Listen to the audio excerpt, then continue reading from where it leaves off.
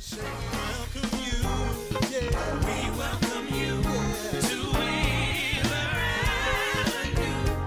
This is a place where we reverence God and all we do. We represent our God in all we do. Sing it again, say we welcome you to Wheeler Avenue.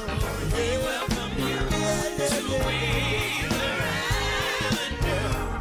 This is the place where we reverence God in all we do. We represent our God in all we do. We realize this one thing for sure, that you could have gone anywhere. You could have gone anywhere. But we're so glad you came. We're so glad you came. We welcome you. We welcome to the avenue. We're so glad you came. Glad you came home. We welcome to the avenue. Now wheel the rights all over the sanctuary and where you are. Come on, say welcome. We're so glad you came. And we hope you decide to come again.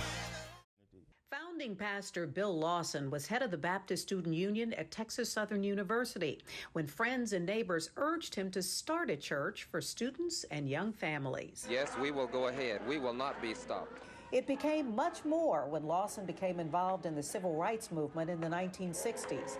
Dr. Martin Luther King Jr. visited when some larger black churches shunned him as being too radical. And here I was with no more to offer than this little white frame church. He came into that little church and preached at that little pulpit. The first home for Wheeler Avenue Baptist Church was a small white frame building that seated a couple of hundred people. Then in 1985, we moved into this building. It seats about 1,100. And now, welcome to 2020 and a brand new expanded version of Wheeler Avenue that will seat 3 times as many. When you come to Wheeler Avenue, you get embraced by a community of brothers and sisters. While the new huge building goes up, the old building has been empty since March with services online. But other services go on as they always have, this time for those hurt by COVID-19. Because we're blessed with such resources, we have to be a part here of this place called Third Ward. For Lawson, it's simple. I love Third Ward. We knew that this was a special opportunity, virtually a special calling for us to start a church in this neighborhood. My first memory of WABC was, it was in our house. We lived in a 2-story house over very close to Texas Southern University. At the time, there was a railroad track there. And we could hear people downstairs on Sunday mornings talking. We didn't know exactly what they were doing, but they were some of my parents' friends, people that we knew, but we didn't quite understand why they were meeting every Sunday in the living room. One of the things that I remember is how our small community grew. When we first started the church, it was just a few dozen families, and a little at a time, we as young people, because I was born in '57, so the church was only 5 years old when the church was born. I remember that small community growing. First a few families, and then a few dozen families, and then a few hundred families, but how we were such a close community, almost like in biblical times, where we kind of knew each other's homes, we visited each other, we knew their phone numbers. It was a small community of faith, and that was really important for me.